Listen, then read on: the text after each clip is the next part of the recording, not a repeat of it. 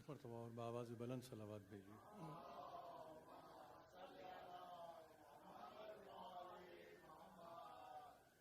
اعوذ باللہ السمیع العلیم من الشیطان اللعین الرجیم. بسم اللہ الرحمن الرحیم. الحمد للہ الذی ذکرہ شرف للذاکرین وطاعتہ نجاۃ للمطیعین وحمدہ عز للحامدین وشکرہ فوز للشاکرین والصلاة والسلام علی سید الانبیاء والمرسلین ابی القاسم محمد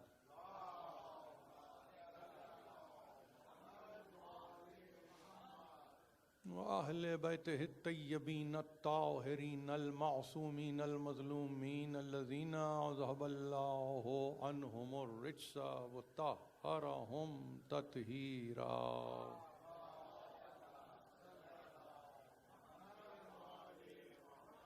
أما بعد فقد قال الله سبحانه وتعالى في محكم كتابه الحكيم وإنه لتنزيل رب العالمين نزل به روح الأمين على قلبك لتكون من المنذرين. صلوات.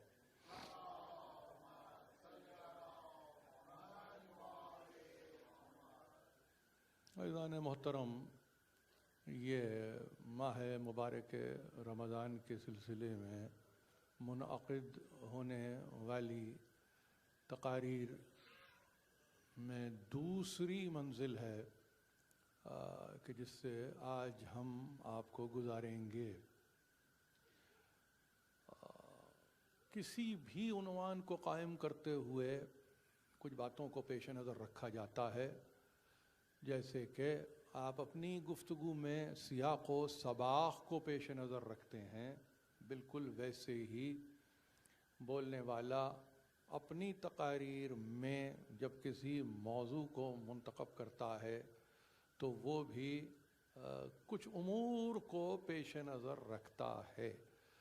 کبھی وہ تاریخی اعتبار سے ہوتا ہے، کبھی وہ ترجیحی اعتبار سے ہوتا ہے، کہیں وہ تعلیمی اعتبار سے ہوتا ہے، کہیں وہ تشریعی اعتبار سے ہوتا ہے. بہرحال ہر شخص اپنے قول کا ذمہ دار ہوتا ہے آخر میں، اور کوشش اس کی یہ ہوتی ہے کہ گفتگو ادق نہ ہو، مشکل نہ ہو، دقیق نہ ہو، تھاٹ پرووکنگ ضرور ہو،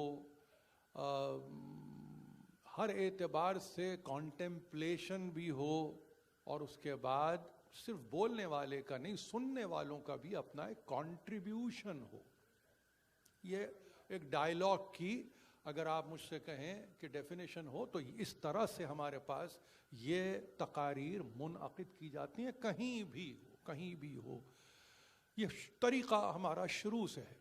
اب اگر میں نے ان تقاریر میں جو 27 ہیں من حیث مجموعی، تو ایک عنوان کو میں نے قائم کیا، اس کا ایک بیک گراؤنڈ میں نے کل تاریخی اعتبار سے تو آپ کو میں نے دے دیا.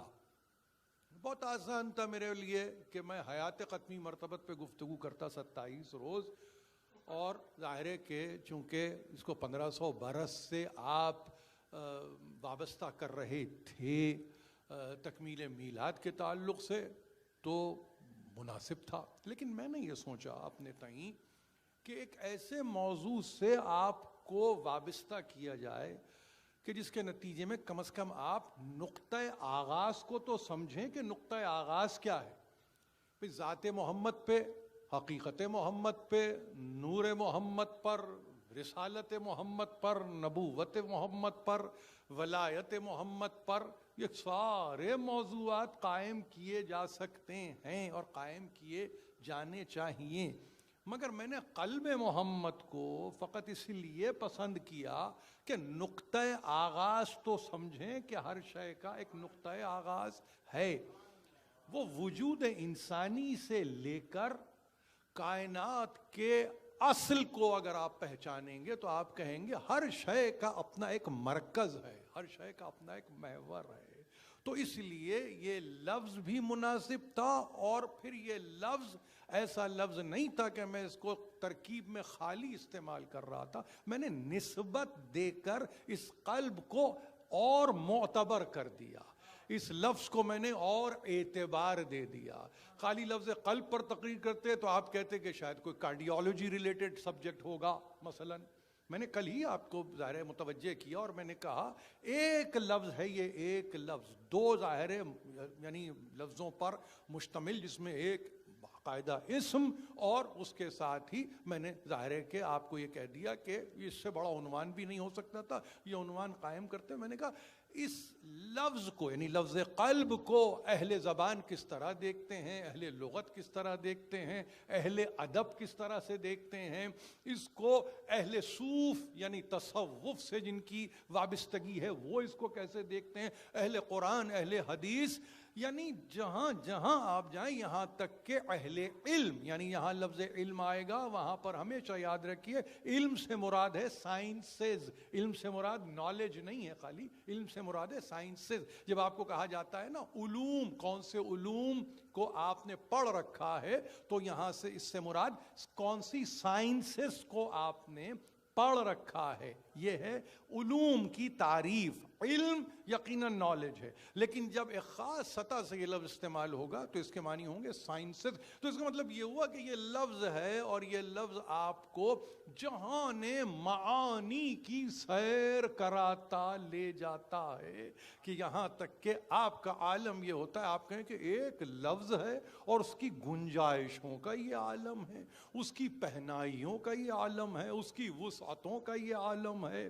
وہ کبھی زمین میں ہے تو ایسا لگتا ہے کہ زمین کے خزانے اگل رہا ہے، آسمانوں کے تعلق سے گفتگو ہو رہی ہے تو ایسا لگتا ہے کہ خزائن سماوات کو آپ تک پہنچا رہا ہے۔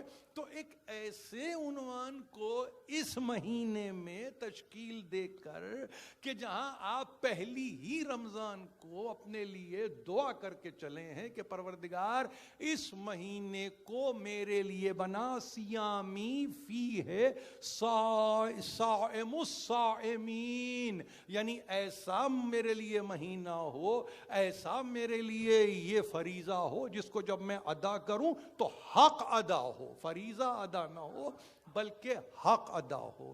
اسی طرح سے جب آپ یہ کہتے ہیں قیامی فی ہے قائم القائمین کا لفظ آپ استعمال کرتے ہیں، اس کا کیا مطلب ہے؟ اس کا مطلب یہ ہے کہ نمازیں تو پڑھتے ہیں ہم، لیکن ایسی نماز اس مہینے میں ادا ہو جائے جو حق بندگی کو پورا کر سکے۔ کوئی جانتا نہیں ہے وہ ادا کیسے ہوتا ہے، لیکن کوشش اس امر کی جاتی ہے کہ آپ اس مہینے میں اتنے منہمک ہو جائیں، اتنے منہمک ہو جائیں کہ نبہی فی ہے نوم الغافلین، جس کو آپ نے پڑھ رکھا ہے پہلی تاریخ کو یہ فقرہ کہ پروردگار متنبہ کر، انتباہ کی منزل پر مجھے لے آ کہ کہیں ایسا نہ ہو کہ میں غفلت کرنے والوں کی نیند اختیار کر لوں۔ میں تو بیدار رہنا چاہتا ہوں، میں تو ہمہ وقت تیار رہنا چاہتا ہوں۔ یہ وہ مہینہ ہے جب آپ اس مہینے کے فرائض کو ادا کریں گے، خدا شاہد ہے یہ مہینہ اپنا فرض ادا کر دے گا، یہ اپنا فرض ادا کرے گا۔ آپ شہور میں شہر رمضان کو جب آپ دیکھتے ہیں تو ہمیشہ یاد رکھیے، ایک فقرے کو آپ کو یاد رکھنا چاہیے، اور فقرہ کیا ہے؟ وہ پوری حدیث ہے، ان لکل شیء ربیع، ہر شے کی ایک بہار ہے، ہر شے کے لیے ایک بہار ہے، اور جب یہ بہار ہر شے کے لیے ہے تو یاد رکھو ان ربیع القرآن شہر رمضان، قرآن کی بھی ایک بہار ہے جو کا تعلق رمضان کے مہینے سے ہے۔ ربیع الاولی نہیں، ربیع القرآن، ربیع القرآن فی شہر رمضان۔ کبھی آپ کو کوئی عنوان بنانا پڑے، ہمارے بچے ٹائٹلنگ کے بہت شوقین ہیں، چاہتے ہیں کہ کوئی اشتہار بنے تو کوئی عنوان تازہ، عنوان جدید ہو، لکھیے ربیع القرآن فی فی شہر رمضان، اور اس کے بعد ہی بتائیے اس کا مطلب کیا. لیکن کیا کریں کہ عنوان قائم کرنے کے بعد اگر ذمہ داری ہی پوری نہ ہو سکے اور کوئی ایک حق ہی ادا نہ کر سکے تو پھر وہ قرآن کی ربی کا تذکرہ ہو یا رمضان کے شہر کا تذکرہ ہو وہ بے جا ہوگا، بجا نہیں ہوگا. میں نے فقط اس لیے یہ بات آپ سے کہی ہے کہ ہم بھی ایک لبرٹی لیتے ہیں اس مہینے میں، گنجائش اپنے لیے نکالتے ہیں بحیثیت طالب علم کے کہ جس حد تک پڑھ سکیں، جس حد تک سمجھ سکیں، جس حد تک درک کر سکیں تو درک کریں. اب ہمارے لیے اس لفظ کے ساتھ ایک اسم بامسمى موجود ہے جس کی تعریف انسانوں سے نہیں کروائی گئی، جس کی تعریف پیدا کرنے والا خود کر رہا ہے. اسم محمد میں اس کی تعریف شامل ہے. بندوں کی مل کے تعریف کے نتیجے میں محمد نہیں ہے، محمد اس اعتبار سے محمد کہ اس کا پیدا کرنے والا عارف محمد ہے. اب یہ کیا عجیب لفظ ہے. آپ کہیں خالق کے لیے لفظ استعمال کر رہے ہیں، وہاں لفظ معرفت بھی استعمال ہو سکتا ہے، وہاں پہ تعریف بھی لفظ استعمال ہو سکتا ہے، وہاں پہ عرف بھی لفظ استعمال ہو سکتا ہے. سارے لفظ استعمال ہو سکتے ہیں پورے معانی کے ساتھ. یعنی وہ اپنے حبیب کو جانتا ہے، وہ پہچانتا ہے خالق ہونے کے ناطے تو یقیناً، مگر مخلوقات میں اس در یتیم کو رکھ کر، مخلوقات میں اس در یتیم کو رکھ کر کس طرح سے وہ پہچانتا ہے جیسے کہ اس نے چاہا کہ وہ پہچانا جائے. تو کوئی تو باعث تعارف بنے، کوئی تو اس کے لیے محل تعارف بنے، کوئی اور نہیں بن سکتا تھا. اس کی نگاہ انتخاب نے پسند کیا، استفا بنا کے کیا، اجتبا بنا کے کیا، ارتضا بنا کے کیا، اس نے کیا، اور وہ بندہ اس منزل کمال پہ پہنچا کہ اب وہ انسانوں کا قلب قرار پایا. قلب محمد، یہ عنوان آپ کے سامنے یعنی مسلسل رہے گا. دیکھیے کل کی گفتگو سے مسلسل ہوتے ہوئے اور یہ کہنے کے باوجود کہ مقدمے میں کچھ اگر ایک دو تقریریں چلی جائیں تو اس کو بار نہ سمجھیے. دیکھیے یہ اب لفظ استعمال کرتے ہوئے میں ذرا سا حیران ہوتا ہوں کہ ہو سکتا ہے کہ یہ ازراہ تکلف یہ لفظ ہیں، نہ وہ علم رہا، نہ وہ عالم رہے، نہ وہ بولنے والے رہے، جس کے نتیجے میں یہ کہیں کہ ہم مقدمے پہ ابھی گفتگو کر رہے ہیں. جچتا ہی نہیں، زیبا ہی نہیں، زیب ہی نہیں دیتا. مگر ہم بھی کیا کریں، روایتوں کے امین ہیں، ہم بھی چلے آ رہے ہیں، ہم بھی لفظوں کو دہرا رہے ہیں. اور ہمت خدا کی قسم ہے یہ قرآن ہی دیتا ہے. جہاں سبع مثانی فاتحہ بن رہا ہے، جہاں دہرائی کے لیے قرآن ہی کہہ رہا ہے، تو وہاں میں اگر عمومی لفظوں کو خصوصی ترکیب دے کے دہرا رہا ہوں تو غلطی نہیں کر رہا ہوں. اپنے ابو جد کی میں تاریخ پر چلنے کی کوشش کرتا ہوں اور اس امر کی کوشش کرتا ہوں کہ آپ کی آنے واحد کے لیے بھی یعنی یہ جو آپ کی کوشش ہے، یہ جو سعی ہے، یہ تمام نہ رہ جائے. آپ یہاں افطار کرنے کے لیے نہیں آتے ہیں، آپ یہاں محضر تناول کرنے کے لیے نہیں آتے ہیں. آپ یہاں پہ چاہتے ہیں کہ فکر کی نمو ہو، آپ چاہتے ہیں تدبیر کو ایک رفعت ملے، آپ چاہتے ہیں کہ ایمان کی تنویر میں اضافہ ہو. ظاہر ہے کہ یہ آپ چاہتے ہیں نا. جب آپ یہ چاہتے ہیں تو میرا کام کیا ہے؟ میرا کام بھی یہی ہے جو آپ کا کام ہے، مل کے کوشش کرتے ہیں. دیکھیے ہم جس ہستی کے اطراف اس پورے عنوان کو کرافٹ کر رہے ہیں، کارف کر رہے ہیں، یعنی تقریباً ایسا ہے جیسے ہم نقشہ کشی کر رہے ہیں. تو ہم اس اطمینان سے کر رہے ہیں کہ یہ جو ہستی ہے، انگریزی میں آپ اس کو سیویئر کہیں گے تو نہیں معلوم کون کون آپ کو یاد آ جائے گا. آپ کہیں گے کیتھولک کلچر میں بھی کوئی سیویئر ہے، لوتھرن کلچر میں بھی کوئی سیویئر ہے، کرسچینٹی میں بھی سیویئر موجود ہیں. لفظ سیویئر چھوٹا رہ جائے گا، شخصیت بڑی ہو جائے گی. اس کا مطلب وہ حق ہی ادا نہیں ہو سکتا. اس لیے عرض کر رہا ہوں کہ جس ہستی کو ذہن میں رکھ کر اس عنوان کی تشکیل کی گئی ہے یا اس عنوان کو ترتیب دیا گیا ہے. میں عرض یہ کر رہا ہوں آپ سے کہ اس کو پیش نظر رکھیے. دیکھیے میں نے کل کیا کہا, انگریزی کی کچھ اصطلاحیں استعمال کرتا ہوں بادل ناخواستہ, زبان دشمنی کے نتیجے میں نہیں, بلکہ اس لیے کہ وہ لفظ اتنی مرتبہ استعمال کیے جا چکے ہیں کہ انہوں نے اپنی معنویت ہی کو کھو دیا ہے. اثر تو بعد میں پیدا ہوگا, اس کی معنویت ہی باقی نہیں. میں کہہ رہا ہوں فریکچرڈ سوسائٹی, میں کہہ رہا ہوں ڈس انٹیگریٹڈ سوسائٹی, میں کہہ رہا ہوں ڈسمینٹلڈ سوسائٹی, میں کہہ رہا ہوں وونڈڈ سوسائٹی. سارے لفظ آپ کے چنے ہوئے ہیں, سنے ہوئے ہیں, جانتے ہیں, آپ سمجھتے ہیں, لیکن کیا کروں, یہی انگریزی ہے, یہی کیپیسٹی لینگویج کی ہے. ایک لفظ اور دے دیتا ہوں آج کی حد تک کہ آپ جس سوسائٹی میں جی رہے ہیں وہ پنکچرڈ سوسائٹی ہے. وہ ایسی سوسائٹی ہے کہ جس میں کوئی شے ٹک ہی نہیں سکتی ہے. آپ کہتے ہیں نا لفظ پنکچر جیسے ہی آتا ہے آپ کے ذہن میں, اس کا مطلب یہ ہے کہ اگر ہوا کو بھرا جائے تو اب ہوا وہاں رکنے والی نہیں ہے, نہیں معلوم کہیں سے وہ ہے جو خارج ہوئے چلی جا رہی ہے. ایسی سوسائٹی میں ہم جی رہے ہیں جس کو سارے لفظ استعمال کرنے کے بعد میں آج لفظ استعمال کر رہا ہوں پنکچرڈ سوسائٹی. لیکن جتنے لفظ میں نے کل استعمال کیے انکلوڈنگ آج کے اس لفظ کو, آپ یہ دیکھیے کہ اس کے لیے ایک نسخہ کیمیا چاہیے. یعنی نسخہ کیمیا ایسا چاہیے کہ جس کے نتیجے میں آپ کہیں کہ وہ ایک ہی نسخہ اور سب کے لیے کافی ہو جائے. تو وہ کوئی اور نہیں ہو سکتا سوائے اس کے کہ ایسے ہیلر کو تلاش کیا جائے, ایسے ہیلنگ کے موڈ کو تلاش کیا جائے کہ جو زخموں کا فقط مرہم نہ بنے مداوا بن جائے. وہ ایسی کیفیت میں ہو, وہ ایسی کیفیت میں ہو کہ جہاں آپ یہ کہہ نہ سکیں کہ ہاں وقت کے لیے, ایک خاص وقت کے لیے 4 گھنٹے 6 گھنٹے کے لیے یہ ہیل کر دیتا ہے. یعنی آپ کو خود فراموشی پر آمادہ کر دیتا ہے. یاد رکھیے جو وقتی ہے بات وہ خود فراموشی کی طرف آپ کو لے جاتی ہے, لیکن جو آپ تک پرماننٹ آپ تک سولوشن پہنچتا ہے, healing as a prescription in permanence, ہمیشہ یاد رکھیے وہ آپ کو خدا فراموشی کی طرف نہیں لے جاتا. وہ آپ کو چاہتا یہ ہے کہ آپ خدا سے وابستہ رہیں. جس ہستی کا تذکرہ کرنا چاہتے ہیں اس کے لیے دنیا نے کہا ہے ایسا ہیلر ہے کہ جس نے جب پرسکرائب کیا ہے نسخے کو تو وہ نسخہ کیمیا بن گیا ہے.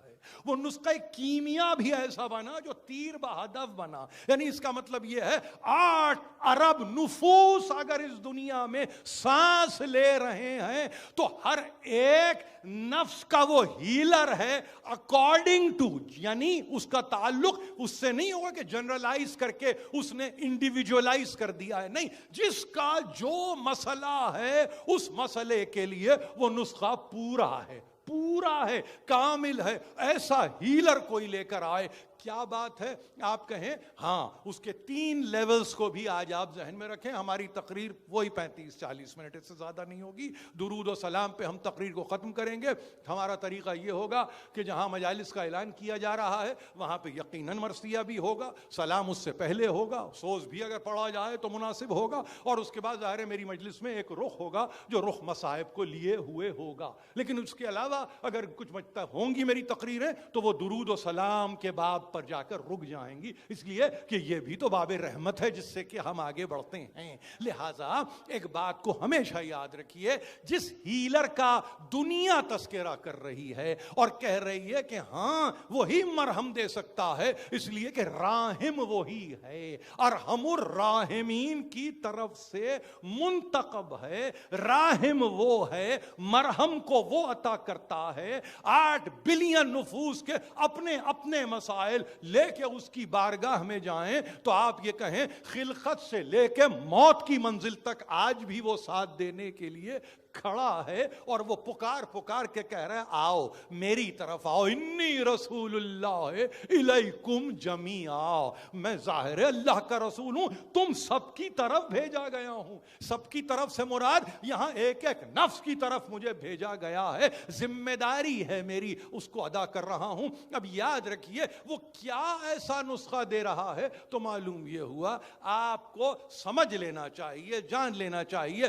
عجیب بات ہے کہ اس پنکچرڈ سوسائٹی میں اس نے جو نسخہ دیا اس کی فقط یاداوری نہیں ہو رہی ہے بلکہ اس کی طلب کے لیے انسان تڑپ رہا ہے. وہ یہ کہہ رہا ہے کہ کسی طرح سے ہم اپنے ٹینس کو درست کر کے کو ایگزسٹنس کی طرف چلے جائیں. یہ جملے کو یاد رکھیے, ٹینس کو درست کریے. اب انگریزی کا لفظ ہے ٹینس, اس سے مراد ہے زمانہ. ہمیشہ ماضی, حال, مستقبل. جب اس پر یہ تین لفظ ایک جگہ جمع ہو جائیں گے تو آپ کہیں گے یہ کیا بناتے ہیں؟ آپ کہیں گے کہ ہاں یہ آپ کو ٹینس کی تشکیل پر آمادہ کرتے ہیں. مگر یہ ٹینس مکمل نہیں ہوتا جب تک کو ایگزسٹنس نہ ہو, یعنی جب تک اجتماعی طور پر رہنے کا, بسنے کا, بود و باش کا, یعنی کسی طرح سے انسان اپنے آپ کو پابند نہ پائے, اس وقت تک اس ٹینس یعنی زمانے کے کوئی معنی ہی نہیں ہوں گے.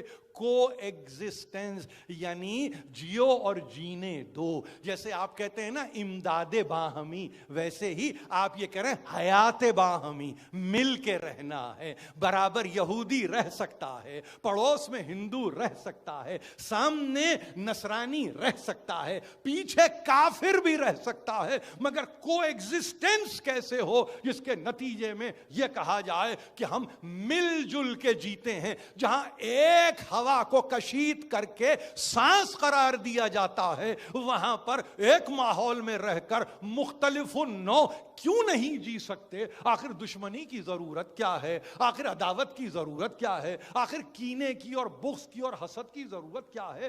ہوا کو تو کھینچتے ہو, سانسوں میں تفریق نہیں کرتے, آکسیجن ٹائٹل کے ساتھ تو نہیں آ رہی ہے جس میں انسانی میں. تو زمین کے قطعوں کو تقسیم کر کے اگر کوئی یہ کہے کہ ہاں یہ ہماری زمین ہے, وہ تمہاری زمین ہے, یہ ہمارا گھر ہے, وہ تمہارا گھر ہے, یہی تو کمال ہے اس حسینیہ عالمیان کا. یہ پلٹ کے پوچھتے نہیں ہیں. اگر کوئی آنے والا پیدل آ جائے تو آ جائے, حصہ بن جائے. کوئی بڑی ماشین میں آنا چاہے آ جائے, حصہ بن جائے. نہ مذہب کو دیکھتے ہیں, نہ نسل کو دیکھتے ہیں, نہ رنگ کو دیکھتے ہیں, نہ کاسٹ کو دیکھا, نہ کریڈ کو دیکھا, نہ لینگویج کو دیکھا. یعنی کوئی شے پابند ہی نہیں کر رہی ہے. کیوں؟ اس لیے کہ کو ایگزسٹنس کا متلاشی انسان ہے, جینا چاہتا ہے اور خود جیتا رہنا چاہتا ہے. وہ کسی کی حیات کے پیچھے نہیں پڑا رہتا. ہمیشہ یاد رکھیے کو ایگزسٹنس. تو جس ہیلر کا میں تذکرہ کر رہا ہوں اس نے اب سے 1500 برس پہلے یہ نسخہ دے کے بتایا کہ یمین و یسار میں کوئی رہ سکتا ہے, قلب و ورا میں کوئی رہ سکتا ہے, آگے پیچھے کوئی زندگی گزار سکتا ہے. تم اپنے وجود کی محافظت کے ساتھ رہو. حفظ وجود پہلے ہے مل جل کے پھر جیو. جس جا یہ گلو خار ہیں یہ التماس ہے, جس جا بھی خار و گل ہیں یہی التماس ہے. مگر اس کے لیے پری ریکویزٹ کیا ہے؟ اپنے وجود کی حفاظت کرو. کسی امام نے اور اس سے پہلے کسی نبی نے یہ نہیں کہا کہ سوسائیڈل ہو جاؤ, اپنی جان کو فنا کر دو, اپنی جان کو وار دو. نہیں, اپنے آپ کو باقی رکھ کے دین کو پھر اس طرح سے باقی رکھو جس کے نتیجے میں دنیا تم سے یہ کہے اچھا پہلے وجود کے معنی ہے, پھر اس کا مطلب حفظ وجود ہے, اس کے بعد حسن معاشرت ہے. حسن معاشرت بدون حفظ وجود نہیں ہوتا. اپنی ذات کی محافظت کیجئے تاکہ بہترین معاشرہ تشکیل کی دیجئے. کو ایگزسٹنس زمانے میں ٹینس اب اگر ہوگا تو وہ کو ایگزسٹنس ہوگا, اور اگر کوئی یونٹی ہوگی تو ود ان کمیونٹی ہوگی. بس دیکھیے یہ دوسرا میرا سولوشن سن لیجئے, یہ میرا دیا ہوا نہیں ہے, یہ سرکار رسالت مآب کی کل زندگی ہے. وحدت کا تصور تنہائی میں نہیں ہوتا ہے. وحدت کا تصور معاشرے میں رہ کر کیسے تم توحید کے علمبردار بنتے ہو. تنہائیوں میں کھڑے ہو کے سبھی عبادت ادا کرتے ہیں, سبھی فرائض کو پورا کرتے ہیں, مگر ایک معاشرہ بن جائے دیکھو اس میں تمہارے لیے فرض کی ادائیگی کے معنی کیا ہوتے ہیں. یونٹی امنگسٹ کمیونٹی, میں نے پلورل استعمال نہیں کیا ہے, کمیونٹیز بھی نہیں کہہ رہا ہوں. ہم تو اس دوراہے پہ آج کھڑے ہیں کہ جہاں جس معاشرے میں جی رہے ہیں, یعنی جو ہمارا اپنا معاشرہ ہے, اب اس کا تعلق ہمارے کلچر سے ہو, ہمارے مسلک سے ہو, وہیں اختلاف کو دیکھ رہا ہوں جنم لیتے ہوئے. تو پہلے اس وحدت کو تو باقی رکھو جس کے نتیجے میں کمیونٹی کا پورا تصور آ جائے. اور تیسری منزل آپ یہ کہیں ان پرسوٹ آف نالج. یاد رکھیے یہ سرکار رسالت مآب کا ایمبیشن ہے. وہ اقرا باسم ربک الذی خلق فقط یہ کہہ کر کہ پہلی 5 آیتیں آئی تھیں اور یہ وہی ہے اور یہ سورہ علق ہے اور اس طرح سے سورہ علق آیا. ارے بھائی میں نے کل بھی کہا ہے, آج افادیت بتاؤ کہ آج اس کی افادیت کیا ہے, آج اس کا فائدہ کیا ہے. کیا یہ مصلحت پر مبنی تھا پیغام جو آپ تک آیا؟ کیا یہ وقتی تھا؟ کیا یہ زمانی تھا؟ کیا یہ مکانی تھا؟ کیا اس زمانے میں جاہلیت تھی اس لیے آیا؟ نہیں, یہ باتوں کو ختم کرو. انسان ہر دور میں جاہل رہے گا اگر وہ تعلیمات محمدی کا قائل نہ ہو. انسان ہر دور میں اجہل رہے گا اگر وہ محمد کی تعلیمات کو فراموش کر چکا ہو. اس لیے کہ اسٹینڈرڈ ہے انسانیت کا, محمد کی تعلیمات انسانیت کا اسٹینڈرڈ ہے. اس اسٹینڈرڈ سے نیچے کی گفتگو نہ کرو. سرکار رسالت مآب آئے تو پھر تعلیم کے لیے نہیں, تربیت کے لیے. فقط تعلیم و تربیت کے لیے نہیں, تمہاری نشو و نما کے لیے, تمہاری نشست و برخاست کے لیے, تمہارے بود و باش کے لیے, تمہارے لیے حیات و ممات کا سامان کرنے کے لیے, ساری چیزوں کے لیے آئے ہیں. یہ 3 لیولز پر جب انسان اپنی کوششوں کو صمیم قلب سے کرتا ہے تو وہ قلب محمدی میں ڈھل جاتا ہے. یاد رکھیں.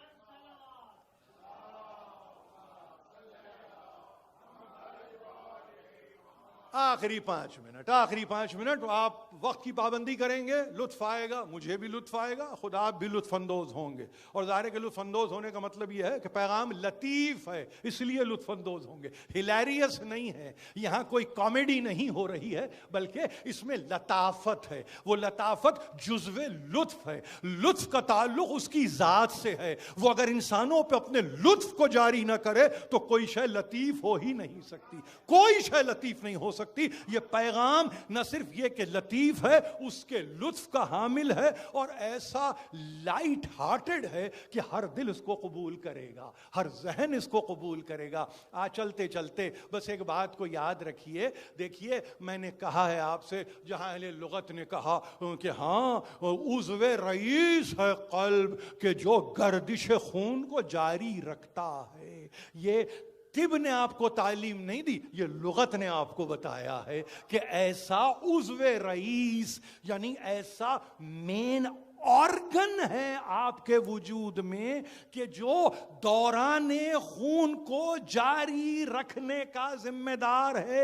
ایک لمحے کے لیے اس نے ہاتھ کھڑے کیے, حیات کے معنی ہی بدل گئے, حیات کا مطلب ہی بدل گیا. اب حیات ہی نہیں رہی. بالکل ایسے ہی جیسے اہل لغت ہیں ویسے ہی آپ کو معلوم ہونا چاہیے کہ اہل بیان بھی ہیں, اہل قرآن بھی ہیں.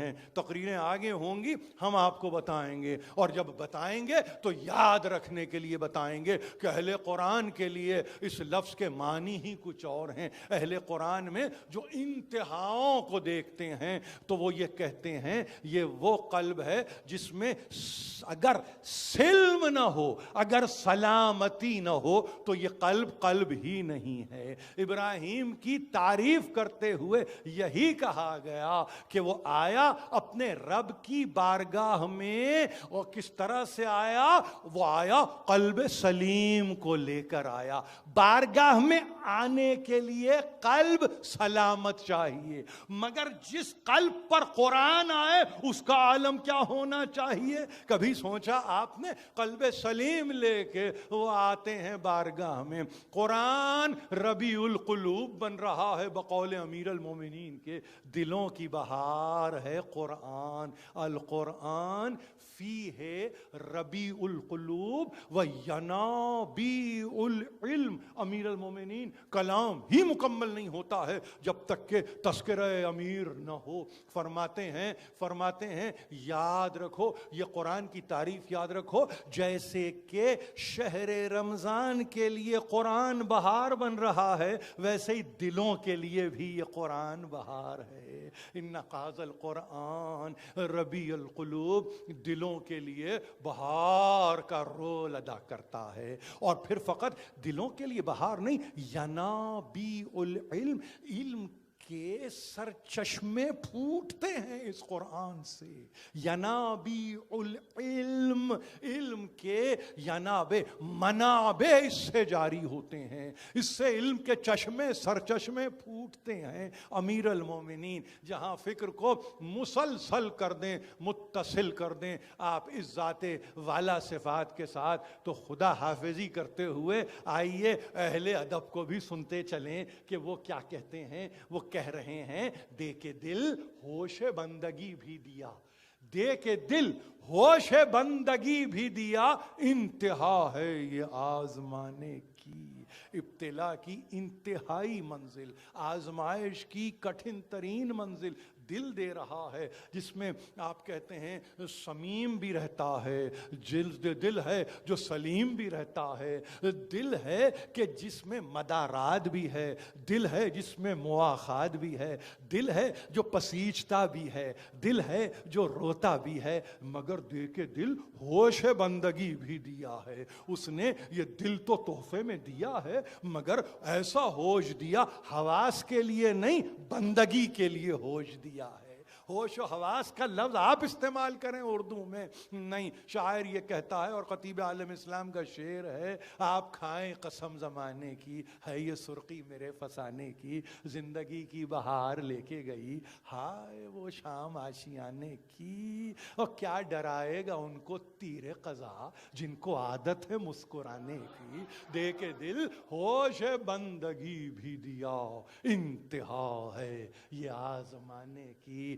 رمضان میں مل کے دعا کریں، پروردگار ربیع القرآن کا مہینہ ہے، پروردگار قرآن ربیع القلوب کے لیے آمادہ ہے، پروردگار اس بہار کو ہم وقتی بہار قرار دے دے، اس بہار پہ پھر خزاں نہ آئے، یہ قلب کبھی مرجھا نہ جائے، یہ قلب ہمیشہ تازہ رہے، تازہ نو رہے. اور پروردگار اس میں معارف قرآن کو اس طرح سے تو بسا دے جیسے تو نے قلب محمد پر بسایا ہے. اور ہمیں توفیق دے کہ ہم قلب محمد کی پیروی کریں، اس قلب سے اپنے آپ کو متصل کر دیں، تاکہ کہ اب کوئی زمانے کی آزمائش زمانے کی نہ رہے، زمانے کی ابتلا زمانے کی نہ رہے، بلکہ ہم کو ہر زمانے پر محیط کر دے، ہم کو محمد و آل محمد کی راہ پر چلنے کی، اور وہ راہ استقامت ہے، اس پر چلنے کی ہمیں توفیق عطا فرما.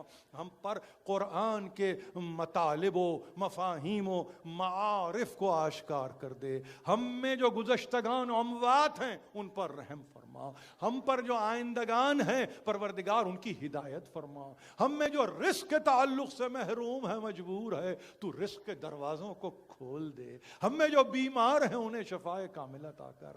ہم میں جو بزرگ ہیں ان کو سلامت رکھ. ہماری مائیں، ہماری بہنیں جو حاجات شرعیہ و فرعیہ لے کر آئی ہیں پروردگار سب کی حاجات شرعیہ و فرعیہ کو برلا. ہمیں کوئی غم نہ دے سوا غم آل محمد کے. تعجیل فرما ظہور حجت میں. وآخر دعوانا ان الحمد للہ رب العالمین. وسیعلم الذین ظلموا ای منقلب ینقلبون. بآواز بلند صلوات.